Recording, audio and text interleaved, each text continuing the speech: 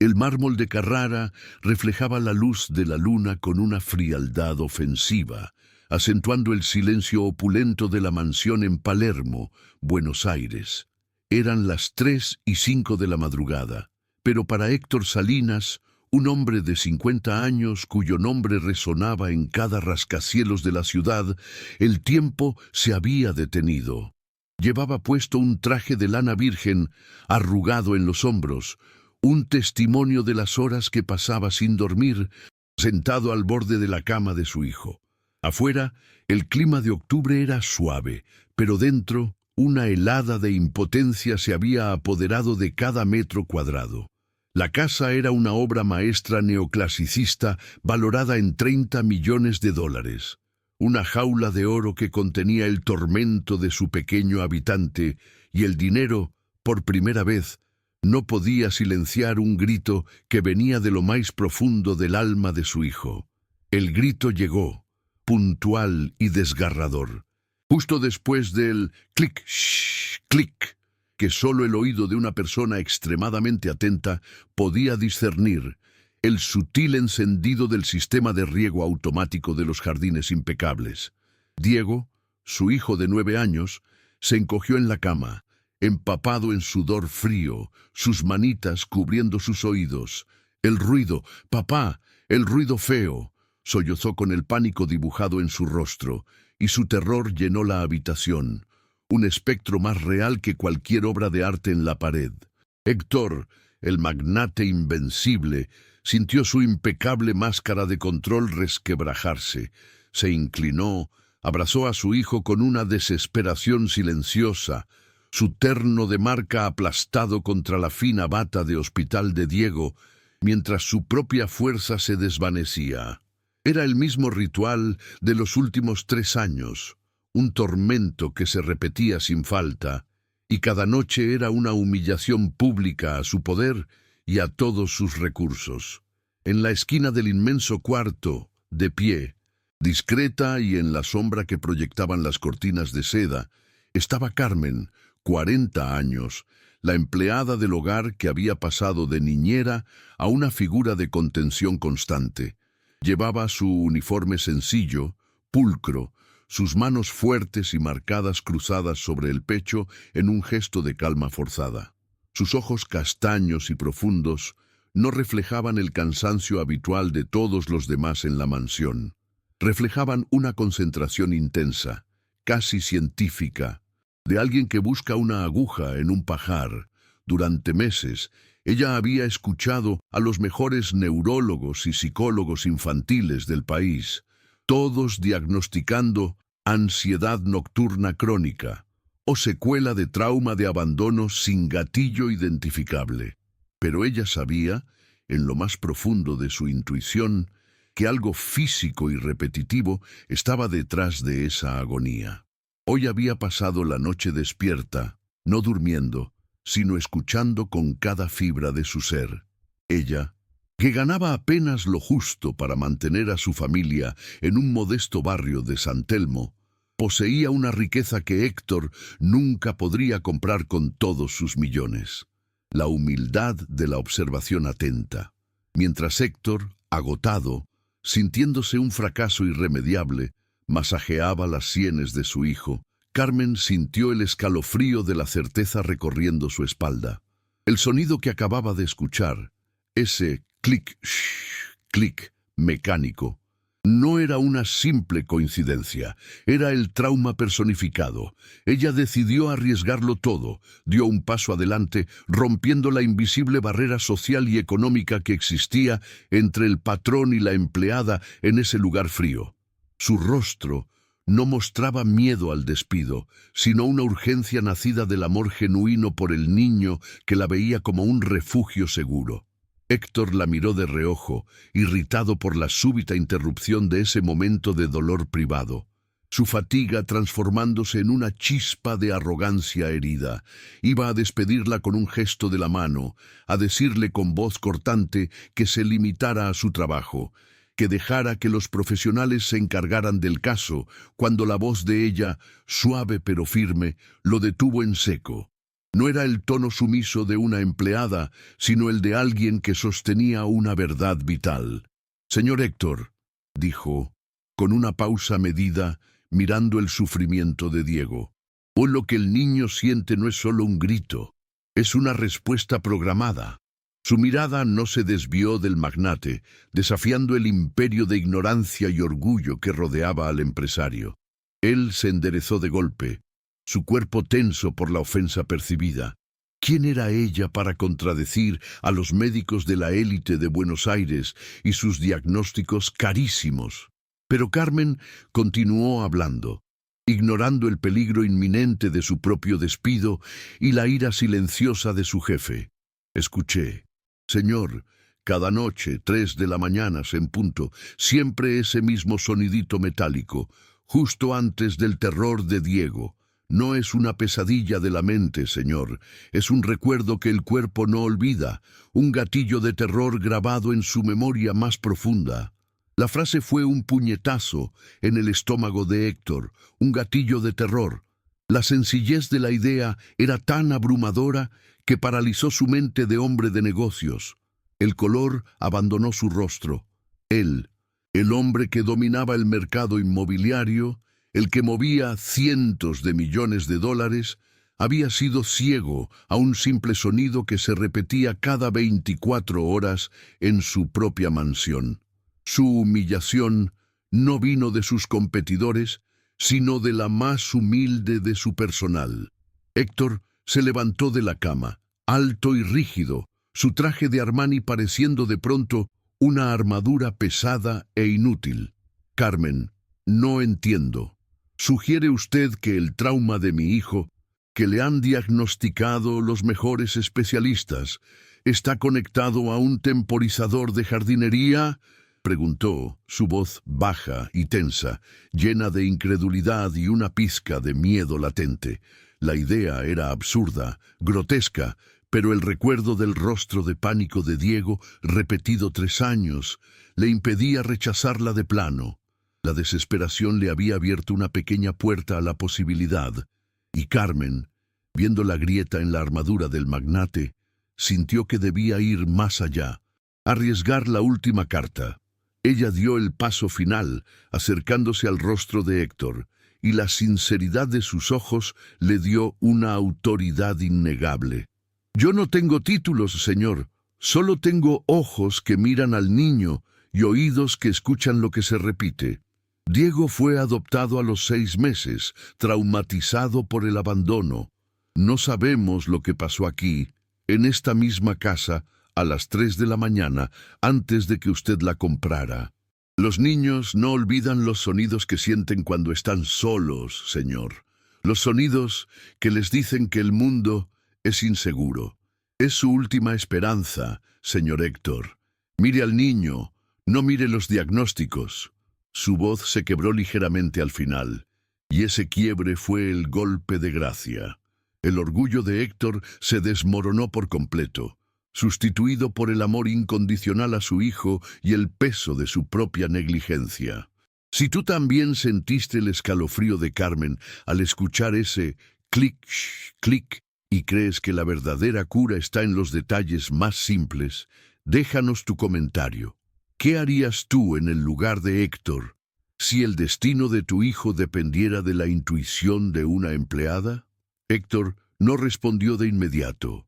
Se quedó allí, congelado bajo el peso de las palabras de Carmen, sintiendo que los cimientos de su vida construida sobre la lógica y el dinero se tambaleaban. Por primera vez en décadas, no pensó en acciones, ni en contratos, ni en la opinión de la sociedad. Solo pensó en la imagen del rostro aterrorizado de Diego repitiéndose noche tras noche. Él, el hombre que podía levantar un rascacielos en 6 meses, había estado intentando silenciar un grito que venía de una fuente que consideraba insignificante. Un trauma que su dinero no podía pagar. Un sonido mecánico de un simple temporizador. El miedo más profundo de Héctor no era perder su fortuna, sino fallarle a su hijo, revivir el fantasma de la mala paternidad que siempre temió heredar de su propio padre ausente y frío. Y ahora, ante él, Una mujer simple le estaba mostrando que había fallado, pero también le mostraba la única vía de escape. El silencio de la mansión se hizo tan denso que casi se podía cortar, solo roto por la respiración agitada de Diego, que empezaba a calmarse en los brazos de su padre. Héctor se apartó un momento y miró a Carmen, no con los ojos de un jefe, sino con los de un hombre ahogado. Vio la calidez inagotable en sus ojos, la misma calidez que su propia esposa, exhausta y dependiente de los analgésicos para dormir. Ya no podía ofrecer. Carmen no solo cuidaba la casa, sino que había estado cuidando la esperanza de Diego cuando todos los demás la habían perdido. «Carmen», susurró Héctor, y su voz era ronca. «Si tiene razón, si ese sonido es el gatillo, ¿qué significa eso sobre esta casa?» El peso de su pregunta era monumental, pues la mansión de sus sueños podría ser, de hecho, el escenario de una pesadilla olvidada, un palacio que escondía un crimen emocional.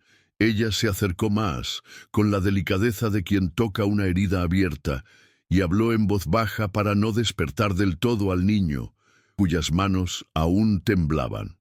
«Significa, señor Héctor, que el dolor de Diego no es una enfermedad, es una memoria ambiental. Los niños abandonados en sus cunas, especialmente entre los 4 y 6 meses, aprenden a asociar el sonido de un evento específico con el terror de la soledad. Ese clic shh podría haber sido la última cosa que oyó antes de ser dejado solo. No me sorprendería que esta casa tenga una historia que nadie quiere contar, sobre todo en las 3 de la mañana. La simple lógica de Carmen, despojada de jerga psicológica, golpeó a Héctor con la fuerza de una revelación. Su mente de hombre de negocios, entrenada para buscar patrones, se vio obligada a confrontar un patrón de dolor que había estado ignorando. Héctor se sentó pesadamente, el peso del mundo sobre sus hombros, con el rostro en las manos, su terno de 50,000 pesos, su reloj de oro blanco, todo su imperio material, se sentía ridículo ante la simplicidad de la verdad. Yo investigué la casa antes de comprarla», murmuró. «Registros perfectos. Una familia de diplomáticos vivió aquí». Carmen se permitió una media sonrisa triste, comprensiva. «Señor, el dolor humano no siempre aparece en los registros notariales. El verdadero dolor se esconde en los muros, en el silencio. Si vamos a sanar a Diego, no se trata de darle más pastillas, sino de quitarle el gatillo. Y para eso necesitamos saber la historia completa, la historia que usted no compró con la propiedad, la historia que el niño sintió en su propia piel. Su compasión no era lástima, sino una fuerza tranquila que invitaba a la acción». La mañana llegó con una luz cruda sobre el desayuno de Héctor. Su esposa, Sofía, vestida con una bata de seda cara, no ocultó su escepticismo. «Héctor, por favor, es una tontería. La idea de una empleada con su superstición. ¿Ahora vamos a desconfiar de los médicos y del psicólogo que nos costó una fortuna?», dijo con una voz cansada, el desdén teñido de resentimiento por la intrusión de Carmen. Sofía representaba el obstáculo externo, la crítica social y la resistencia a la humildad. Ella ha sido la única que ha mirado al niño. «Sofía, tú no lo has hecho, ni yo», replicó Héctor, sintiendo un escalofrío al notar la verdad de sus propias palabras. Por primera vez, Héctor defendió a Carmen no como su empleada, sino como su única aliada en esta guerra contra un enemigo invisible. Invisible porque solo se manifestaba en forma de sonido y aterrorizaba a su hijo. Héctor se lanzó a la investigación, utilizando los mismos recursos que usaba para sus negocios multimillonarios, pero esta vez con una pasión personal. Contrató a un detective privado especializado en historias no oficiales y archivos familiares. Un hombre discreto acostumbrado a desenterrar secretos en la alta sociedad porteña. Mientras tanto, Carmen se convirtió en la sombra protectora de Diego. Pasaba las mañanas con él en el jardín, fuera del alcance del sistema de riego, contándole historias de su infancia simple, de cómo la luz del sol era el mejor remedio contra todos los males. Ella le enseñó a dibujar, y Diego, por primera vez, dibujó algo que no eran solo sombras. Dibujó círculos con pinchos y un pequeño reloj marcando las 3 de la mañana, evidenciando el terror grabado en su subconsciente. El vínculo entre Carmen y Diego se hizo tan profundo que era tangible. Diego no buscaba a su padre para consuelo después de las crisis, sino a Carmen, a quien él llamaba cariñosamente mi estrella, por la forma en que ella parecía guiarlo a través de la oscuridad. Un día, mientras dibujaban, Diego se atrevió a susurrarle algo que nunca había dicho a nadie. Mi mamá de antes, ella lloraba. Siempre, dijo, con la voz apenas audible, y había un ruido de agua, fuerte, como si el cielo llorara. Carmen sintió que se le detenía el corazón. La lluvia, que Diego recordaba, era muy probablemente el sonido del riego que ella había identificado, y esa simple frase confirmaba que el trauma no era solo el abandono, sino el miedo al sonido que lo anunciaba. Esa misma tarde, el detective llamó a Héctor. La voz del hombre era grave. La formalidad de su tono indicaba que había encontrado algo grande y perturbador, algo que la diplomática familia anterior había silenciado con dinero. Señor Salinas, la casa sí tiene una historia. Hace 10 años, el hijo de 4 meses de la familia anterior, el bebé fue dejado solo y olvidado por una noche entera. Los padres estaban en una fiesta y se quedaron dormidos. El niño fue rescatado al amanecer por un jardinero, deshidratado y en estado de shock por la hipotermia. Fue un escándalo silenciado. El evento ocurrió a las 3 de la mañana. La confirmación de la teoría de Carmen fue como un rayo que partió el mundo de Héctor en dos. Héctor colgó el teléfono, las manos temblándole. La historia de ese otro niño, abandonado en la misma casa, bajo el mismo sonido de las 3 de la mañana, era un espejo del trauma de Diego. Se sintió enfermo, invadido por una culpa abrumadora. Había buscado una casa perfecta, un símbolo de su ascenso social, e inconscientemente había comprado el mismo escenario de trauma para su propio hijo adoptivo. El peso de su error, el miedo a la mala paternidad, se hizo físico, ahogándolo en la culpa. Comprendió que su arrogancia de pensar que el dinero lo solucionaba todo había estado a punto de costarle la salud mental y emocional de su amado hijo. Esa noche, Héctor bajó a la cocina, donde Carmen preparaba una infusión calmante. Se paró frente a ella, no como el jefe, sino como un suplicante. Sus ojos, normalmente fríos y calculadores, estaban llenos de una vulnerabilidad que ella nunca había visto. Tuviste razón, Carmen. La casa tiene una historia oscura. A las 3 de la mañana, un bebé fue abandonado aquí hace 10 años. El sonido del riego, la hora, todo encaja. Él le entregó los documentos del detective, su mano rozando la de ella. El contacto, breve y accidental, estaba cargado de un respeto recién adquirido. Carmen, sin leer los papeles, asintió con una calma que lo desarmó. La historia se repitió en el dolor de Diego, señor Héctor. El cuerpo del bebé recuerda el miedo y el sonido. Su hijo no está enfermo, está alarmado, dijo Carmen, y con una voz más baja, cargada de la tensión de la verdad, ella agregó: y no solo el niño, usted también está alarmado, señor, alarmado por el miedo a fallar. Ese miedo es el que lo ha mantenido ciego a la verdad simple. Esta casa es un grito que solo el más sensible podía escuchar. Es hora de dejarla atrás, señor. El dinero puede comprar casas nuevas, pero no puede limpiar el dolor de las paredes. Usted tiene que ser el que rompa el ciclo de ese abandono, y eso empieza con irse. Mañana mismo, si es posible. La decisión estaba tomada, pero la burocracia aunque menor para un hombre como Héctor, se interponía. Sofía se negó rotundamente. «No vamos a mudarnos. Esta casa es una obra de arte, es nuestro estatus», gritó, encapsulando el obstáculo externo de las expectativas sociales. Para ella, la fachada lo era todo. La casa era el símbolo de su matrimonio y su posición. «Nuestro estatus es menos que la paz de Diego, Sofía», respondió Héctor, frío y firme. Su transformación ya había comenzado. El amor por su hijo era ahora su única brújula, y estaba dispuesto a sacrificar su imagen de magnate inquebrantable para salvarlo, demostrando que su prioridad ya no era la riqueza, sino el bienestar de Diego.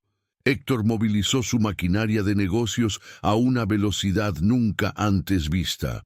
Contactó a su abogado, a su gerente de propiedades, al personal de mudanzas, todo en secreto de Sofía. Estaba dispuesto a alquilar un apartamento de lujo en el barrio de Belgrano de inmediato, un lugar temporal, simple y sin jardines complicados, para romper el ciclo inmediatamente. La tensión en la casa se hizo insoportable.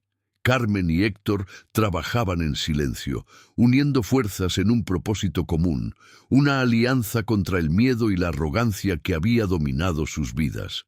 El contraste entre la riqueza de la mansión y la pobreza de la emoción que flotaba en el aire era ahora más evidente que nunca.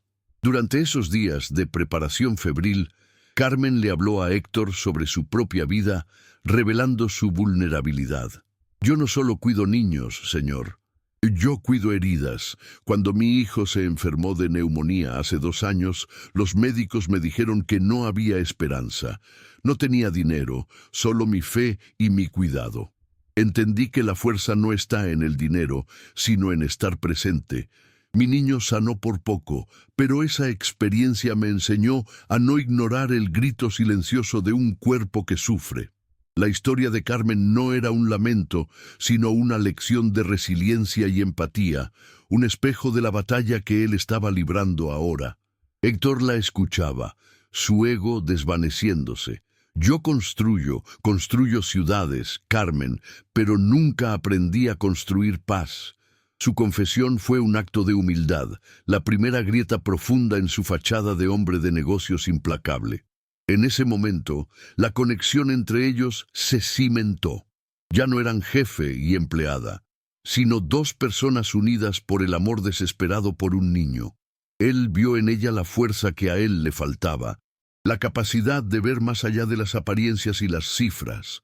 Una tarde, mientras ayudaba a empacar los juguetes de Diego, Carmen encontró el dibujo de los círculos con pinchos y el reloj. Se lo mostró a Héctor. «Mire, señor, él no solo lo dibuja, lo expulsa. La cura es simple. El niño necesita sentir que es seguro dormir, que el mundo no le va a volver a dar la espalda a las 3 de la mañana. Esto es más que un sonido. Es la traición que él grabó en su memoria de bebé». La expresión de Carmen era grave, su voz cargada de la empatía que venía de conocer el verdadero sufrimiento. No el sufrimiento por el dinero, sino el sufrimiento por la vida. Héctor sintió una oleada de rabia por la injusticia que Diego había sufrido, no solo por su madre biológica, sino por él, que lo había expuesto a un trauma recurrente por simple ignorancia y apego a un lujo estúpido. Su trauma de mala paternidad se exacerbó, pero al mismo tiempo, la presencia tranquila de Carmen lo ancló. «Vamos a irnos, Carmen. Dejaremos esta casa. Estoy alquilando un lugar en Belgrano, simple, moderno, sin riego automático. Solo hasta que compremos algo nuevo. Yo me encargaré de todo, pero usted tiene que venir con nosotros. Usted es la única que lo mantiene tranquilo». Carmen sintió un nudo en la garganta. La oferta de mudarse, de ser parte integral de la curación de Diego, era el reconocimiento más grande que jamás había recibido. Una validación de su intuición por encima de todos los títulos. «Yo iré, señor Héctor, por Diego». Su respuesta no fue un cálculo, sino una declaración de amor incondicional al niño. Su mirada, sin embargo, se posó un momento en el dibujo de Diego, y ella sintió la urgencia de actuar, de no perder ni un minuto más de paz. El contraste entre la fría profesionalidad de la mudanza y la urgencia emocional de la situación era impactante. Cajas de obras de arte, jarrones de $30,000, embalados junto a los peluches y los dibujos de Diego. Héctor se movía por la casa con una determinación nueva, la de un hombre que había encontrado un propósito más allá de la acumulación de riqueza. Su esposa, Sofía, se había encerrado en su habitación, negándose a participar, un obstáculo externo que Héctor ya no intentaba superar, sino simplemente rodear. Su nueva prioridad era salvar a su hijo. Una noche, mientras empaquetaban los libros de Diego, Héctor se detuvo. Encontró un libro antiguo de cuentos de hadas. Al abrirlo, una foto cayó. Diego con 3 años, sonriendo, pero con sus ojos fijos en un punto fuera de la cámara. La foto había sido tomada en el jardín de la mansión por la mañana. Se dio cuenta de que ese niño sonriente había estado sufriendo en silencio desde que se mudaron. El dolor acumulado lo golpeó como una ola. La frase de Carmen resonó en su mente. El cuerpo del bebé recuerda la traición. No puedo esperar más. No puedo dejar que escuche ese ruido una vez más, le dijo a Carmen. Su decisión era un rugido silencioso. Mañana por la noche nos vamos. No importa la mudanza. No importa Sofía. Nos iremos antes de las 3. La urgencia de Héctor era tangible. Se había dado cuenta de que cada noche en esa casa era una herida reabierta. Carmen, que estaba doblando la ropa de Diego, se detuvo y asintió, con una comprensión total.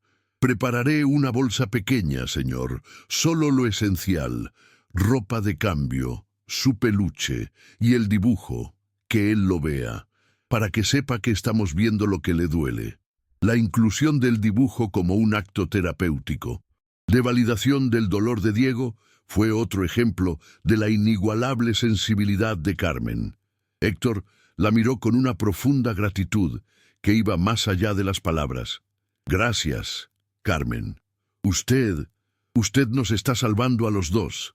Me está enseñando que la verdadera inteligencia no está en los números. Su confesión, simple y sincera, cerró el capítulo de su arrogancia y abrió el camino a la humildad. Si la intuición de Carmen está salvando a Héctor y a Diego de un trauma que ni el dinero ni los títulos pudieron resolver, ¿qué crees que Héctor le dirá a Diego en el coche mientras escapan de la mansión antes de las 3 de la mañana? La noche de la huida no fue la de un magnate y su familia mudándose, sino la de una operación de rescate silenciosa. Las 3 de la mañana se acercaban. En la cocina, Héctor, ya no con su traje de lana, sino con ropa de deporte simple, che si era quasi fermato, batteva di nuovo forte, pieno di ricordi vivi. La storia di Lucas dimostra che il silenzio, sebbene tenti di proteggere, spesso è la peggiore forma di abbandono. Se fossi nella posizione di Silvia, che consiglio daresti ad altri dipendenti che vedono un dolore nascosto nelle famiglie per cui lavorano, ma temono di parlare per paura di perdere il lavoro? Preparaba un termo de leche caliente, sus manos firmes por la determinación. La mansión, a pesar de estar casi vacía, parecía respirar una tensión palpable, un ambiente cargado de los años de sufrimiento acumulado. Sofía, furiosa por la decisión unilateral, seguía encerrada en su ala, su silencio de reproche una capa más de opresión en el aire. Pero para Héctor, esa indiferencia de su esposa ya no le importaba. Solo existía el tic-tac del reloj y el rostro de Diego. Tenía que sacar al niño de la casa antes de que el clic, shh, clic destrozara otra noche más. Carmen entró en la cocina con su calma habitual, llevando solo una mochila y a Diego envuelto en una manta. Diego estaba somnoliento, pero sus ojos estaban abiertos, un poco asustado. Ella lo había despertado con suavidad, susurrándole que iban a un lugar donde la luz era más brillante, asegurándole que ella estaría allí. «Ya es la hora, señor Héctor. Faltan 10 minutos para las 3», dijo Carmen, sin alarmismo, su voz una melodía tranquilizadora. Héctor miró el reloj en su muñeca, 2:50 de la mañana. Se acercó a Diego y lo tomó en sus brazos, un gesto torpe pero lleno de amor. Sintió el peso ligero del cuerpo de su hijo, frágil, y una oleada de la culpa lo golpeó. ¿Cómo había podido exponerlo a ese horror durante tanto tiempo por su orgullo y ceguera?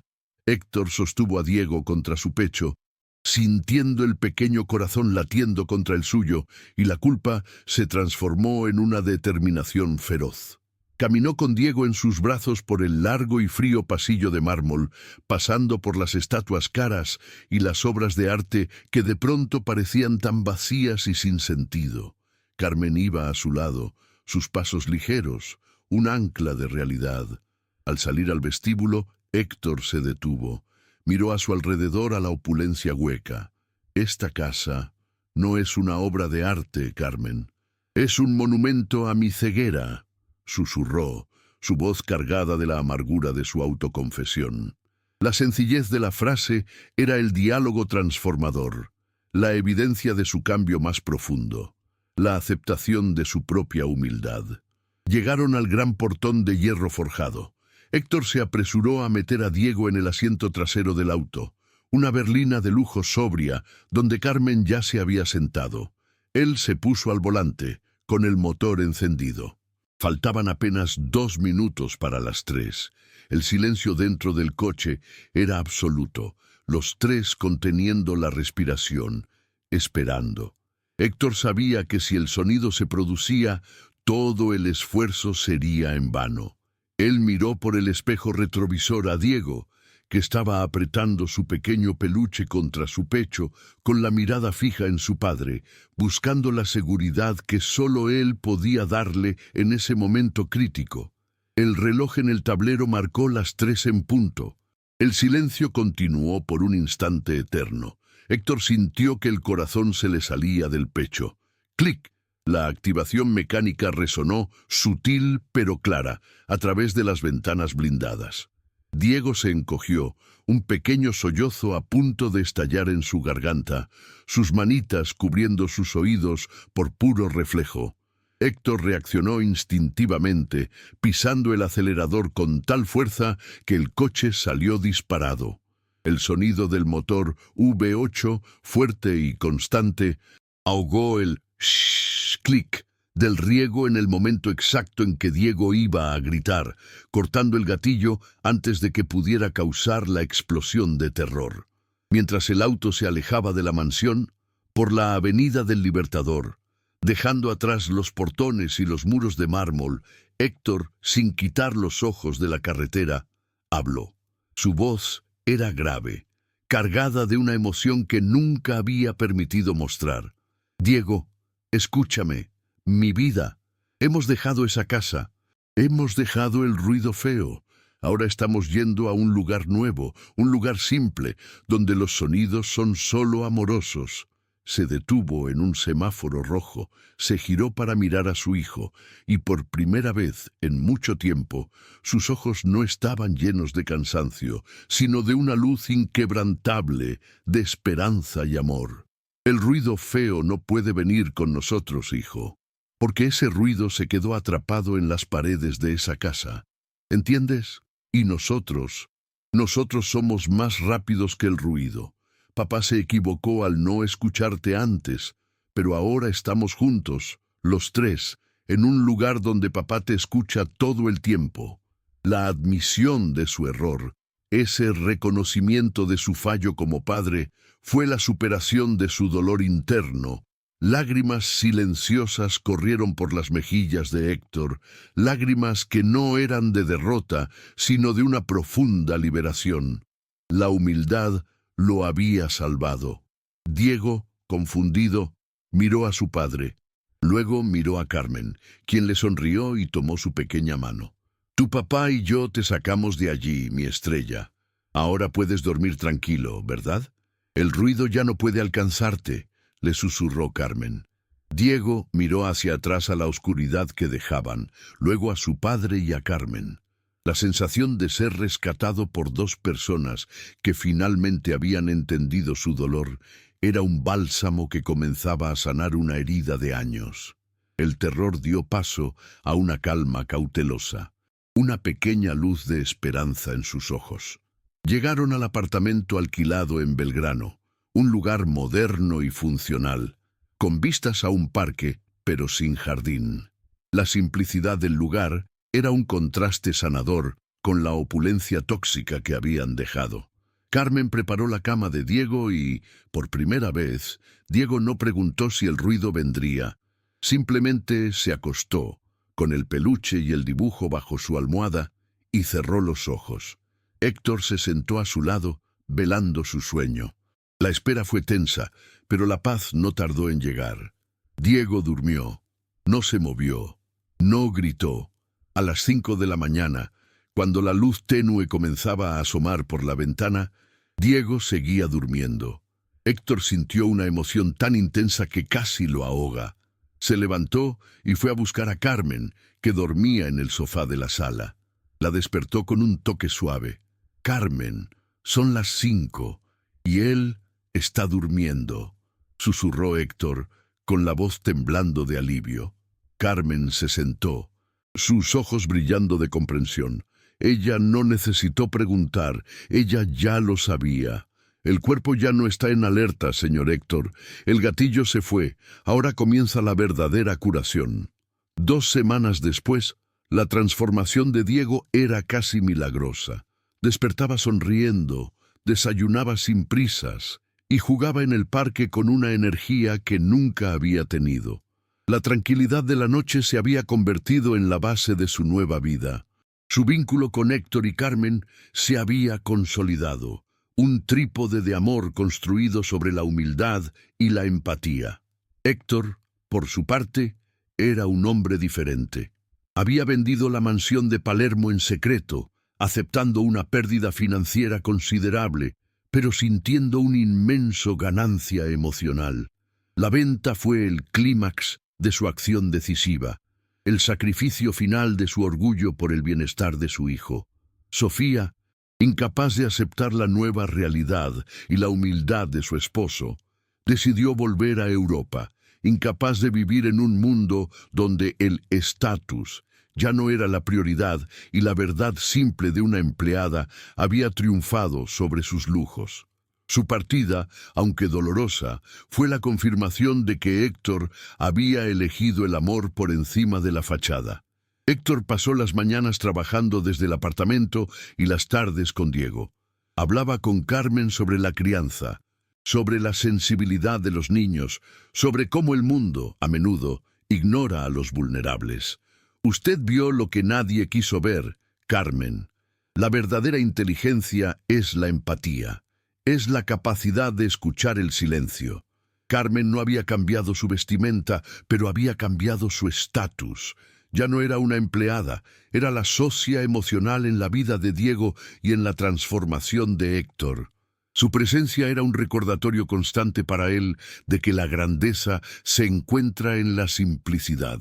Un día, Diego estaba dibujando en la alfombra, y no eran círculos con pinchos, sino un sol grande, sonriendo, con 3 pequeñas figuras de la mano. Él, Héctor y Carmen. Se lo mostró a su padre, quien sintió que su corazón se derretía de felicidad. El dibujo era el testimonio silencioso de la curación de su alma. Héctor se arrodilló, abrazó a su hijo y le susurró: «Gracias por enseñarme a escuchar, hijo mío, te amo». El abrazo no era una consolación por el terror, sino una celebración de la paz conquistada. La inversión de roles era total. El hijo había enseñado al padre la lección más vital. «Carmen, esto no termina aquí. Mi dinero no debe servir solo para mover ladrillos, sino para ayudar a otros Diegos que están sufriendo en silencio», le dijo Héctor a Carmen esa noche, con una nueva luz en sus ojos. Su mirada ya no era de negocios, sino de propósito. La curación de Diego no era solo el final de su sufrimiento, sino el comienzo de un nuevo propósito para Héctor. La humildad y la escucha habían abierto una puerta que su fortuna nunca podría haber abierto por sí sola. Si a verdadeira cura para o trauma de Diego foi simplesmente mudar de casa e escutar a intuição de Carmen, que tipo de fundação Héctor Salinas criará para honrar essa lição de humildade? Deixe sua sugestão nos comentários. La visión de Héctor de la vida había cambiado radicalmente. El magnate que solo valoraba el hormigón y los contratos descubrió que su verdadera vocación era reparar lo que el dinero no podía comprar: el bienestar emocional de los niños vulnerables. 3 meses después de la mudanza, en el nuevo apartamento, con Diego durmiendo plácidamente todas las noches, Héctor convocó a su equipo legal, no para negociar un trato inmobiliario de 100 millones, sino para fundar la fundación El Sonido de la Paz. La misión era simple, pero revolucionaria: identificar y eliminar los gatillos ambientales no diagnosticados que causaban el sufrimiento en niños adoptados o traumatizados, enfocándose en sonidos, luces y entornos específicos. El dinero de Héctor finalmente estaba sirviendo a un propósito noble, canalizando su inmenso poder logístico hacia la empatía y la sanación. El primer acto de Héctor fue formalizar el papel de Carmen. Él no la promovió a secretaria ni a asistente personal. La nombró gerente de operaciones y vínculos emocionales de la fundación. Carmen, usted es la única que tiene la verdadera calificación para este trabajo. Usted nos enseñó que la observación con amor vale más que cualquier título. Necesito que use su intuición para ayudar a encontrar a esos niños que gritan en silencio, le explicó Héctor. La promoción fue un reconocimiento público y financiero de que la sensibilidad de Carmen era un activo invaluable, elevando su voz a un nivel de autoridad que trascendía por completo su estatus social inicial. Ella, emocionada, aceptó el desafío, sus ojos brillando con la promesa de la esperanza. La fundación fue un éxito inmediato, llena de historias de niños que, como Diego, habían sido mal diagnosticados. El equipo de Carmen, basado en su metodología, se centró en la audición atenta y la validación del dolor de los pequeños. Héctor se convirtió en la cara visible del proyecto, un magnate que, en lugar de hablar de cifras en la televisión, hablaba de la humildad de escuchar. Su nueva filosofía de vida era un contraste abrumador con su pasado. Pasé mi vida construyendo mansiones de mármol que se convirtieron en prisiones emocionales. Ahora, mi trabajo es construir puentes de empatía, declaró en una entrevista, con Diego, sonriendo a su lado. El rescate emocional de su hijo se había convertido en un impacto colectivo. El vínculo con Diego se fortaleció cada día. Héctor era ahora un padre presente, que jugaba en el parque, leía cuentos y, sobre todo, escuchaba. Diego no solo dormía bien, sino que su desarrollo emocional y cognitivo se disparó. La conexión humana, una vez un concepto abstracto para Héctor, se había convertido en la base de su existencia. Él ya no necesitaba la validación de la sociedad rica. Su única métrica de éxito era la sonrisa matutina de su hijo. La paz de Diego era su riqueza más preciada, y la había logrado no con su fortuna, sino con su capacidad para aceptar la ayuda humilde de una mujer a la que inicialmente había subestimado. Una tarde, mientras cenaban en la nueva casa, Carmen se refirió al futuro. «Señor Héctor, la fundación necesita un espacio propio, ¿no cree? Un lugar donde los niños puedan sentir la paz desde el momento en que entran. Un lugar sin ecos de dolor». La idea era construir un centro de sanación, y Héctor, por primera vez, no pensó en el valor del terreno, sino en el valor de la luz y el silencio. «Usted tiene razón, Carmen, vamos a construirlo. y usted diseñará el ambiente, porque usted sabe qué sonidos no deben existir, respondió Héctor. El proyecto era la confirmación tangible de que la intuición de Carmen se había convertido en el principio rector de su vida y sus negocios. El ciclo de la soledad en la vida de Héctor se había roto y fue reemplazado por un propósito compartido. La fundación fue el legado más importante que Héctor Salinas construiría, un testimonio de que la verdadera inteligencia reside en la capacidad de ver más allá de las apariencias. Él aprendió que la vida no se trataba de ser invencible, sino de ser vulnerable y humano. Su transformación no era un giro de guión, sino una reconciliación familiar con su propio pasado de soledad, proyectando un futuro lleno de significado. 5 años más tarde, el sol de la tarde bañaba el moderno y cálido edificio de la Fundación El Sonido de la Paz. El ambiente era de una tranquilidad palpable, diseñado por Carmen para absorber cualquier sonido inquietante. En la recepción, Diego, ahora con 14 años, alto y sonriente, con la seguridad de un adolescente sano, trabajaba como voluntario. Vestía una camiseta de la Fundación y su mirada, que antes estaba llena de terror, ahora era profundamente empática. Era el símbolo viviente de la curación que la humildad puede traer a una vida rota. Carmen, ahora con 45 años, con un aire de confianza tranquila, pero vestida con la misma sencillez, supervisaba la llegada de un nuevo grupo de niños. Su cabello gris brillaba, un testimonio de su resiliencia. Ella y Diego tenían una conexión especial, una complicidad silenciosa de haber sobrevivido a un trauma juntos. El rostro de Carmen reflejaba una profunda satisfacción. Su vida había florecido, demostrando que el talento y la bondad, cuando se les da una oportunidad, superan cualquier barrera social. Héctor, con 55 años, entraba en la fundación. Ya no llevaba traje, sino una camisa casual y una sonrisa genuina. Había delegado gran parte de su imperio inmobiliario, dedicando su tiempo y sus recursos a la fundación. El dinero, una vez su obsesión, era ahora solo una herramienta para la empatía.